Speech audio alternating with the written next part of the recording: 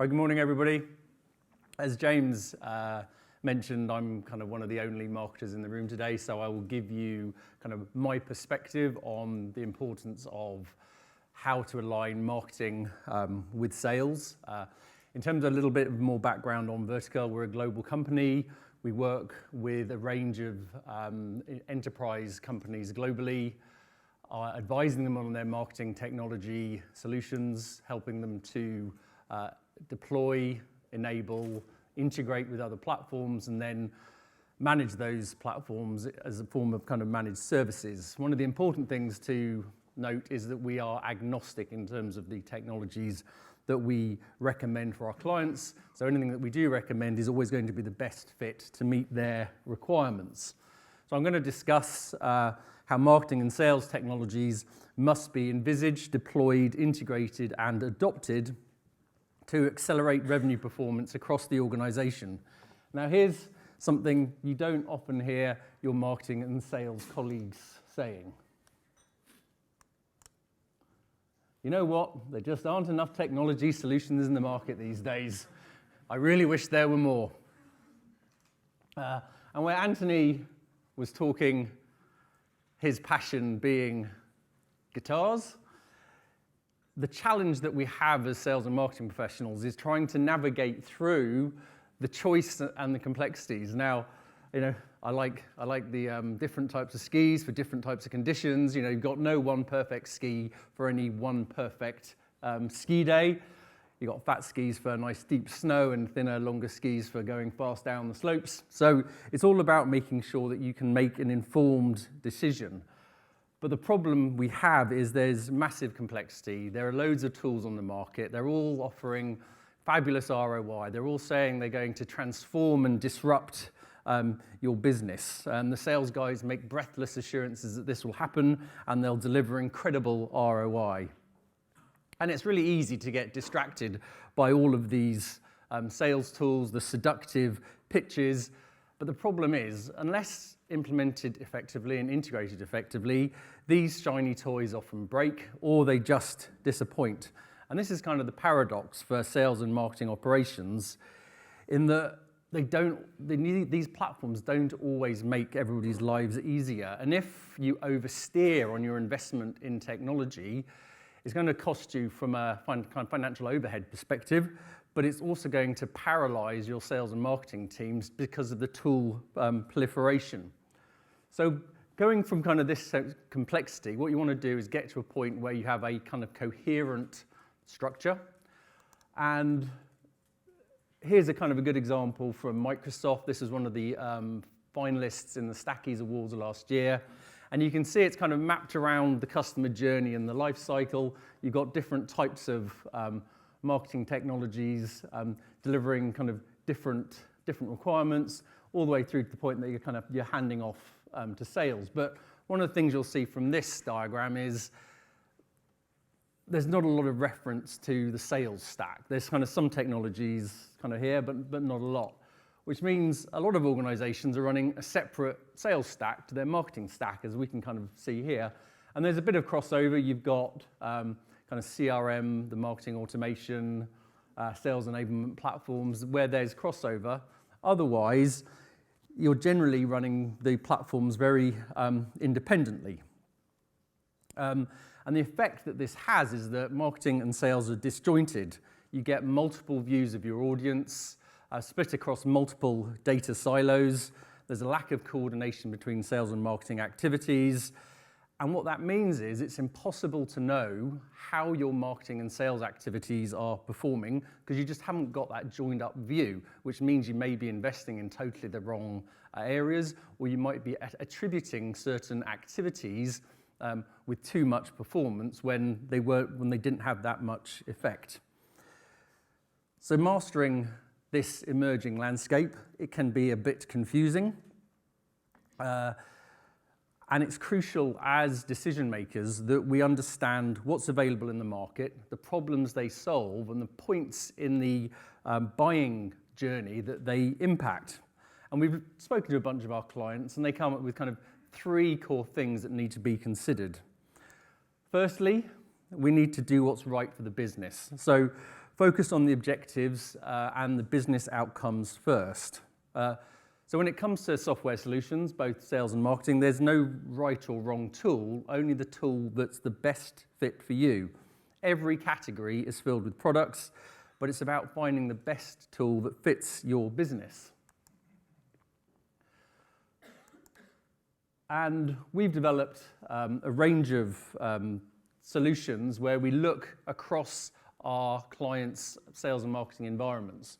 We look at their sales and marketing stacks, and we look at them across a whole different range of criteria, see how they're performing, compare them against industry benchmarks, and then make recommendations around maybe the technologies that they should be sunsetting, where there might be specific gaps, and the areas that they need to be integrating across sales and marketing.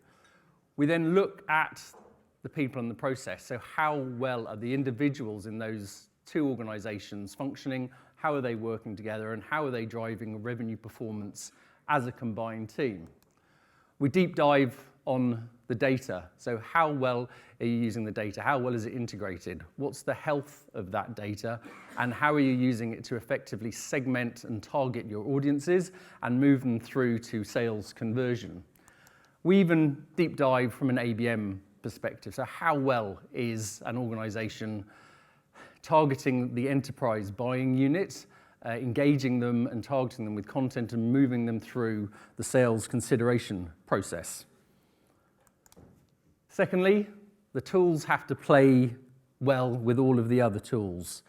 As your tech expands, it's important that the decisions that you make on a tool isn't just done based on kind of knee-jerk reaction or something that sounds or feels pretty good. If you deploy a platform and it integrates with your CRM platform, great, but as soon as you turn the lights on, if something else falls over, you've got a bit of a problem. So you need to be empowered with the information so you can ask the right questions, because you don't want to end up with a Frankenstein stack where sales are using one tool, marketing are using another tool, but they're effectively doing the same job, but there's no integration. So it does take a little bit of compromise in the technologies we choose, but we also need to focus on what's best for the business and what's best for the customers we're trying to engage.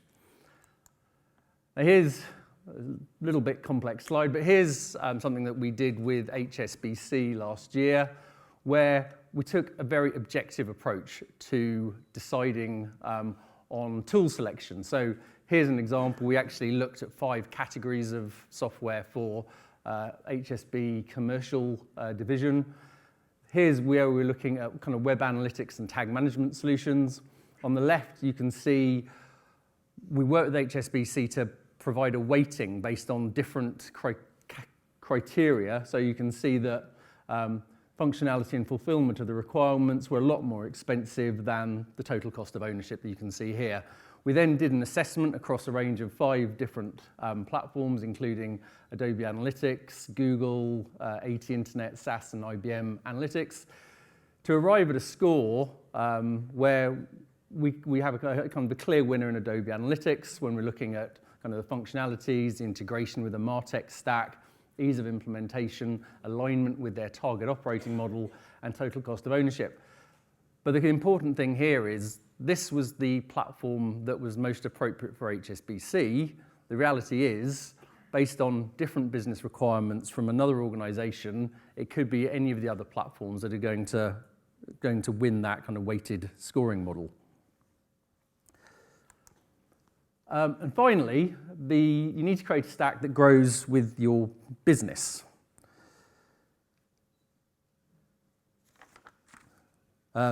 Because if you don't, no one likes to rip and replace platforms. It's a huge distraction for your sales and marketing teams. So before we make any decisions on sales and marketing technologies, I'm a great believer in measure 4 times, cut once.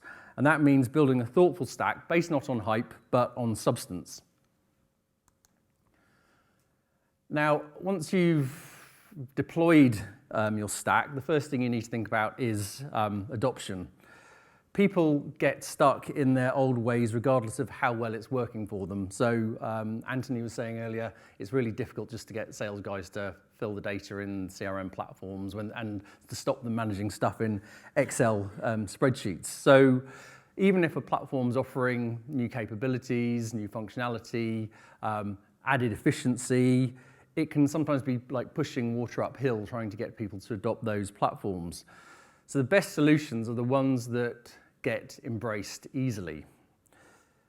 Now we can look at kind of senior management to push down on people to drive adoption, but we can also look at how we're using a measurement framework to measure and encourage adoption. So for Ernst & Young, with the deployment of Marketo globally, we're tracking all of the team members, how they're logging into the platforms, how many activities they're undertaking, and what features are being utilized and whether they're getting more sophisticated over time in their usage of the platforms.